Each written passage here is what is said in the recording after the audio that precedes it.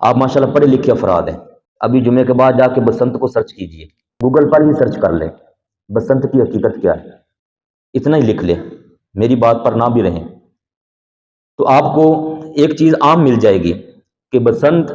یہ ہندوانہ ہندوؤں کا مذہبی تہوار تھا جس کو وہ سر عام منایا کرتے تھے اور تھوڑا مناتے تھے، اتنا کھل کے نہیں مناتے تھے۔ کوئی آج سے 300 350 سال پہلے ایک ہندو شخص نے، حقیقت رائے اس کا نام تھا، اس ہندو نے پیارے نبی کریم علیہ الصلوۃ والسلام کی گستاخی کی، ہماری اماں جان عائشہ صدیقہ سیدہ فاطمہ الزہرا نبی پاک کی پاک بیٹی کو اس نے معاذ اللہ غلط انداز کے ساتھ، ہم وہ الفاظ نہیں بول سکتے، اس نے وہ توہین کی، بدتمیزی کی۔ اس دور کی جو حکومت تھی، مسلمانوں کی حکومت تھی سارے ہندوستان کے اندر، آپ جانتے ہیں پرانا ہندوستان وہ مسلمانوں کی حکومت تھی، عالمگیر اور مغلیہ دور پرانا۔ اس دور میں اس کو جب پکڑ لیا گیا، اس کو سزا سنائی گئی، سزائے موت اس کو پھانسی دے دی گئی، اور وہ ان دنوں میں دی گئی تھی جن دنوں میں یہ فروری کی 5 6 7 8 تاریخیں آ رہی ہوتی ہیں، سردیاں ختم ہو رہی ہیں اور آگے موسم کھل رہا ہوتا ہے۔ اس دن یہ پہلے سے پیچھے سے بسنت مناتے آ رہے تھے، لیکن تھوڑی مناتے تھے۔ ہندوؤں نے احتجاج کیا اور سر عام مسلمانوں کے خلاف انہوں نے وہ احتجاج کیا تھا، اس میں پھر آئندہ سال اسپیشلی طور پر اس دن کو منایا جس دن میں اس ہندو کو پھانسی دی گئی تھی۔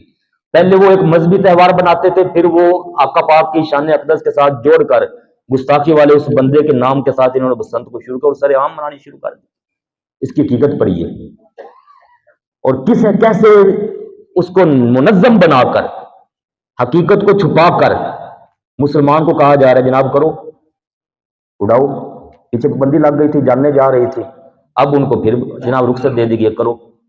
ایسے دور کے اندر بچوں کو، بیویوں کو، گھر والوں کو، جوانوں کو، جوان بچیاں بھی اس میں شامل ہوں گی، بچے بھی ہوں گے، کیا کچھ، یہ بغیرتی کا بازار گرم ہونے والے۔ ہر بندے کی ذمہ داری بنتی ہے کہ اپنے آپ اپنے طور پر اس کا بائیکاٹ کرے۔ اگر کوئی یہاں سکول ٹیچر بیٹھا ہے بھائی، کوئی سکول چلانے والا، کوئی اکیڈمی سے تعلق رکھنے والا، کوئی کالج سے تعلق رکھنے والے، کئی آپ میں سے بھائی ہو سکتے ہیں، اپنی ذمہ داری کو نبھائیے۔ ہم سب کچھ بعد میں ہے، سب سے پہلے ہم اللہ اور رسول کے پابند ہیں، ہم مسلمان ہیں، ہم نے کلمہ پڑھا ہے لا الہ الا اللہ محمد رسول اللہ۔ کسی کا شکار نہ ہوئیے،